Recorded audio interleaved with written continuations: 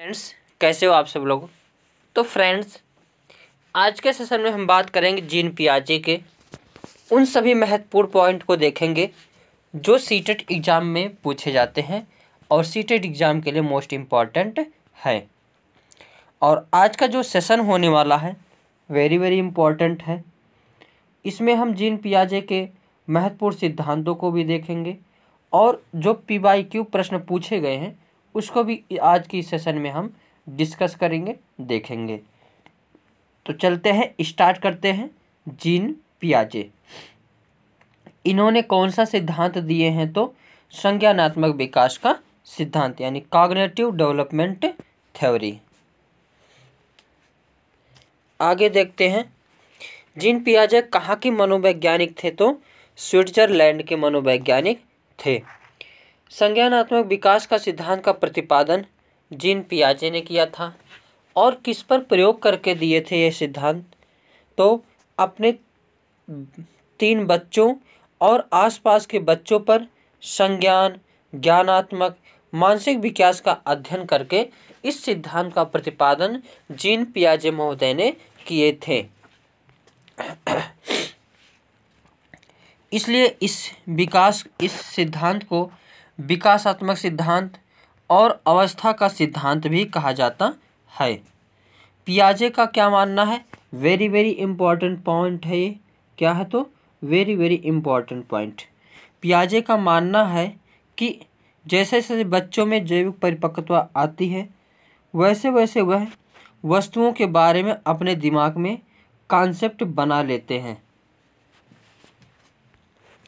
ये जो है वेरी वेरी इम्पॉर्टेंट है, इसको ध्यान दीजिएगा। आगे देखते हैं, पियाजे के अनुसार विकास पहले होता है और अधिगम बाद में होता है। और वहीं वाइगोत्स्की के अनुसार कहा जाए तो अधिगम पहले होता है, विकास बाद में होता है। अब इसको कैसे ट्रिक से याद करेंगे? जीन पियाजे महोदय बच्चों के विकास का अध्ययन किए हैं, तो इसलिए इन्होंने पहले बताया कि पियाजे के अनुसार विकास पहले होता है और फिर अधिगम बाद में होता है। वेरी वेरी इम्पॉर्टेंट ये भी है पॉइंट। अगला डिफिनीशन है। ये जो पॉइंट है ये पॉइंट ही एग्जाम में ऐसे पॉइंट उठ के आ जाते हैं कि ये किसने कहा है। तो ये भी जो है डिफिनीशन यानी इन्होंने परिभाषा क्या दी थी कि बच्चे सक्रिय ज्ञान निर्माता तथा नन्हे वैज्ञानिक हैं जो संसार के बारे में अपने सिद्धांतों की रचना करते हैं। आगे देखते हैं, कॉन्सेप्ट ऑफ कॉग्निटिव डेवलपमेंट। तो कॉन्सेप्ट ऑफ कॉग्निटिव डेवलपमेंट को पढ़ने से पहले हम कुछ जो महत्वपूर्ण वर्ड्स को देख लेते हैं और उन वर्ड्स को पढ़ने से जो है पॉइंट क्लियर हो जाएगा। पहला है अनुकूलन। क्या होता है? यानी एडॉप्टेशन। इसमें है वातावरण के अनुसार अपने आप को ढालना अनुकूलन कहलाती है। इसकी 2 प्रक्रिया होती है। जैसे एक छोटा बच्चा होता है, जब जन्म लेता है वह मम्मी के साथ रहता है, तो मम्मी के पास एक टेडी बियर होता है, तो वह बच्चे जो है टेडी बियर के बारे में उसकी छाप जो अपने दिमाग में बना लेता है। और इसके लिए 2 महत्वपूर्ण पॉइंट जिम्मेदार होते हैं। एक होता है आत्मसातकरण। यह क्या होता है? तो पूर्व ज्ञान को नए ज्ञान के साथ जोड़ना आत्मसातकरण कहलाता है। जैसे टेडी बियर से जो है डॉग, बच्चा छोटा था, टेडी बियर को देखता था, अब बिल्कुल वैसे ही सफ़ेद जो है कुछ दिनों के बाद एक कुत्ता देख लिया, तो बच्चा बोला मम्मी मम्मी ये तो टेडी बियर है। तो मम्मी उसकी समझाई बेटा ये टेडी बियर नहीं, ये कुत्ता है। तो वह जो अपना पहले का ज्ञान था उसे नए ज्ञान के साथ क्या किया? जोड़ दिया, जिसी को हम क्या कहते हैं? आत्मसातीकरण कहते हैं। एक होता है समायोजन। क्या होता है? समायोजन। पूर्व ज्ञान में परिवर्तन करके वातावरण के साथ तालमेल बिठाना समायोजन कहलाता है। जैसे बच्चे टेडी बियर को देखा था तो कुत्ता को देखा, तो मम्मी ने बताया बेटा ये कुत्ता है, तो वह जो है मान गया हाँ ये कुत्ता है। उसके बाद कुछ दिनों बाद एक वैसी तरह बिल्कुल सफ़ेद बिल्ली देख लिया। अब बच्चा हालत पंचर कि अभी तो टेडी बियर देखा था, कुत्ता देखा था, अब ये कौन क्या आ गया। तो मम्मी समझाती बेटा यह टेडी बियर नहीं और कुत्ता भी नहीं बल्कि यह एक बिल्ली है। तो जो वो पूर्व ज्ञान में उसकी धारणा बनी थी कि टेडी बियर के अलावा कुत्ता भी ऐसा हो सकता है, तो उसमें जो वातावरण के साथ तालमेल बिठाता है कि ऐसे बिल्ली भी हो सकती है। तो यही क्या कहलाता है, समायोजन, एकोमोडेशन कहलाता है। आगे है एक वर्ड है साम्य धारण या संतुलन। इसके द्वारा बच्चा आत्मसातीकरण और समायोजन की प्रक्रियाओं के बीच संतुलन कायम करता है। जैसे बच्चा जब मम्मी ने बताया बेटा ये बिल्ली है, डॉग भी ये है और बिल्ली ये है, तो उसमें जो है वह उस चीज़ को आत्मसात कर लिया कि टेडी बियर ऐसे होता है, कुत्ता ऐसे होता है और बिल्ली ऐसे होती है, म्याऊं म्याऊं करती है। तो ये जो है क्या कहलाती है, तो इसके बीच जो संतुलन धारण करती है उसी को साम्य धारण या संतुलन कहते हैं।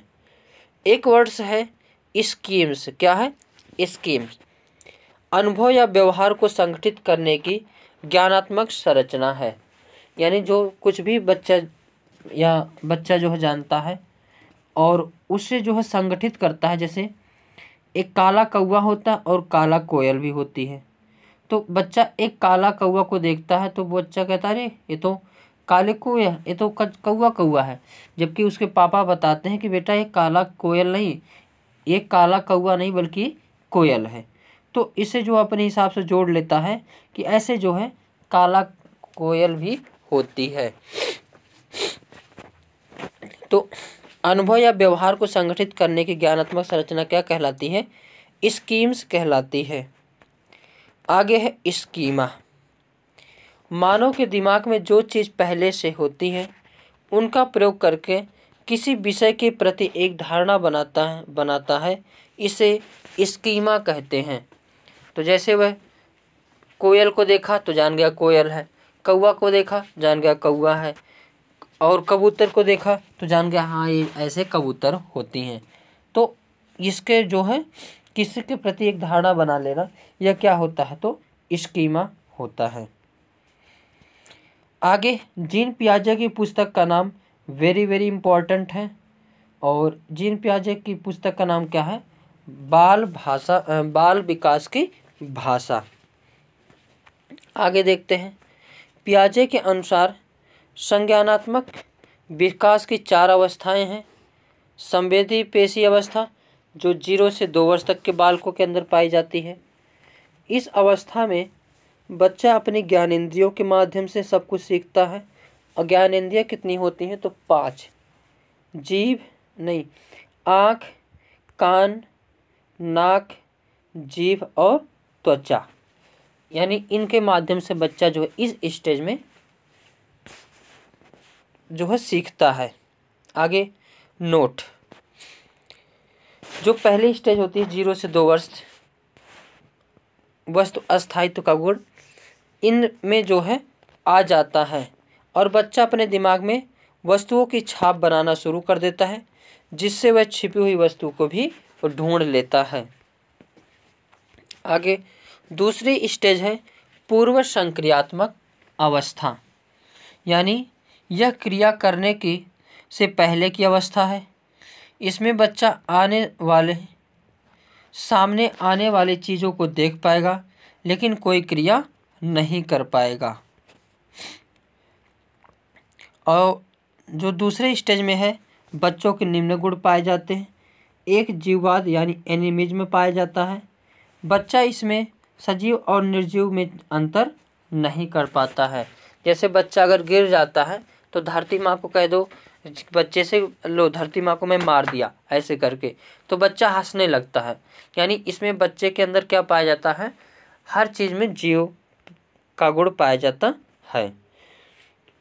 इस स्टेज में बच्चे के अंदर अहम केंद्रित का गुण यानी इकोसेंट्रिज्म का गुण पाया जाता है। यानी जब बच्चा यह सोचना शुरू कर देता है कि जो वह कर रहा है, सोच रहा है, सब ठीक है और वही जो है सब करे।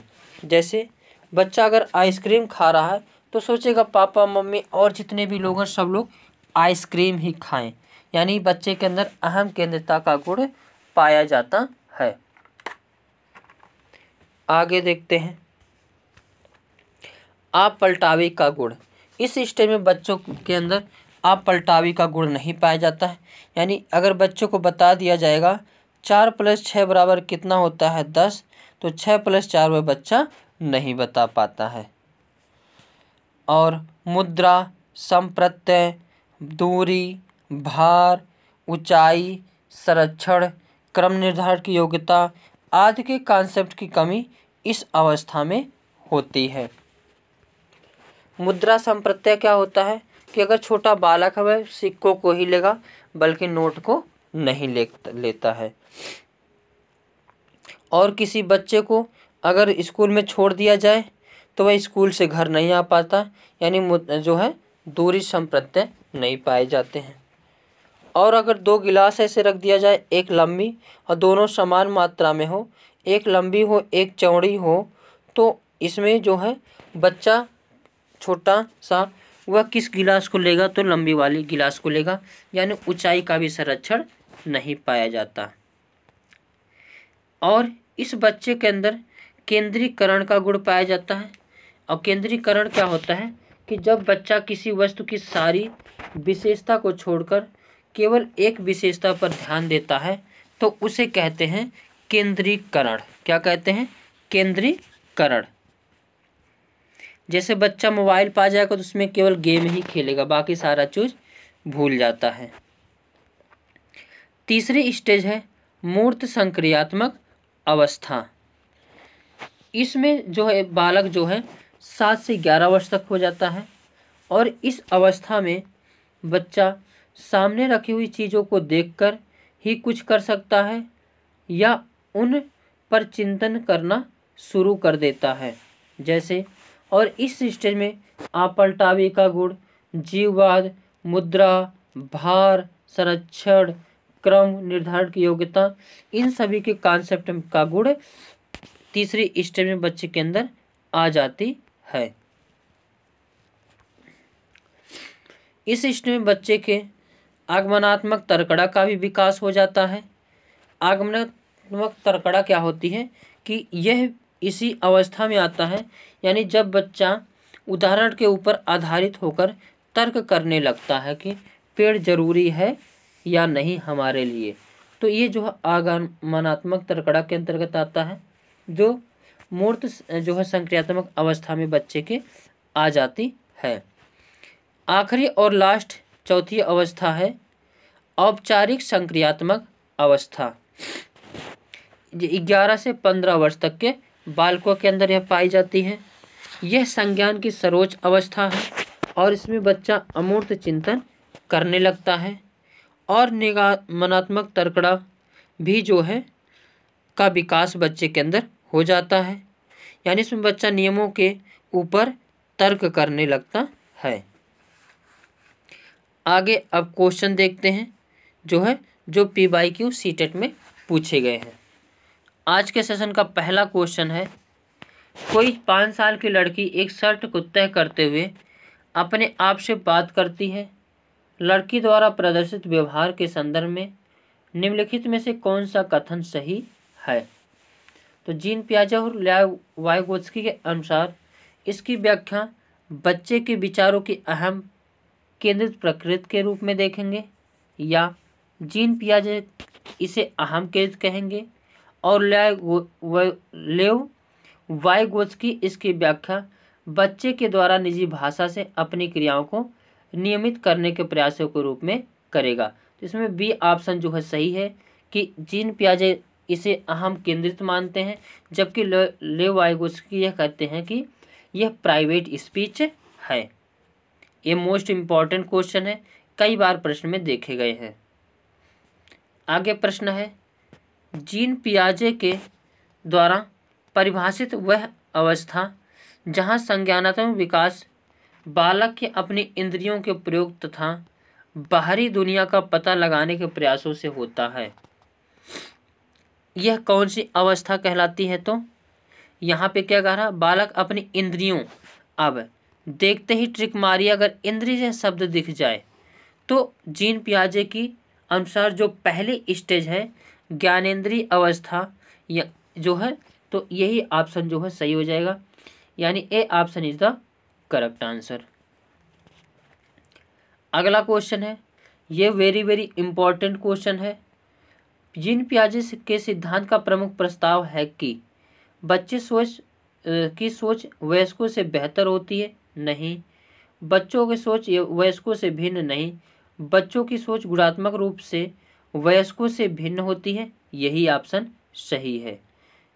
इन्होंने बताया कि बच्चे की सोच मात्रात्मक रूप से बराबर होती है, जबकि गुणात्मक रूप से वयस्कों में से भिन्न होती है। तो इस प्रश्न का आंसर सी है। अगला क्वेश्चन, जीन पियाजे के अनुसार संज्ञानात्मक विकास की तृतीय अवस्था निम्न में से कौन सा है? तो तृतीय अवस्था बताना है। औपचारिक अवस्था, यही तो तीसरी है। पूर्व संक्रियात्मक अवस्था दूसरी है। मूर्त संक्रियात्मक अवस्था पहली है। और सॉरी इसमें मैं बता रहा हूँ फिर से, हाँ, संवेदनात्मक अवस्था, यह जीन पियाजे के अनुसार पहली अवस्था है, और पूर्व संक्रियात्मक अवस्था दूसरी अवस्था है। तो इसमें पूछा क्या है? तीसरी पूछा है। मूर्त कौन सी अवस्था है? तो तीसरी अवस्था है। और औपचारिक संक्रियात्मक अवस्था, यह जो है चौथी अवस्था है। तो तीसरी पूछा है, तो C option is the correct answer. अगला क्वेश्चन है, जीन पियाजे की संज्ञानात्मक विकास की अवस्थाओं के अनुसार जिसे पूर्व प्रत्यात्मक काल के रूप में जाना जाता है, निम्न में से किस संबंध है? इंद्रिय गति अवस्था, तो इसमें जो है प्रत्येक काल के रूप में जाना जाता है संज्ञानात्मक विकास के। तो इसमें इंद्रिय पूर्व नहीं, मूर्त नहीं, तो पूर्व संक्रियात्मक अवस्था से। यहाँ पे पूर्व प्रत्यात्मक तो बोला है, तो पूर्व संक्रियात्मक अवस्था।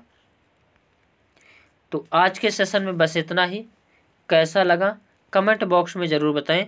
Thank you for watching.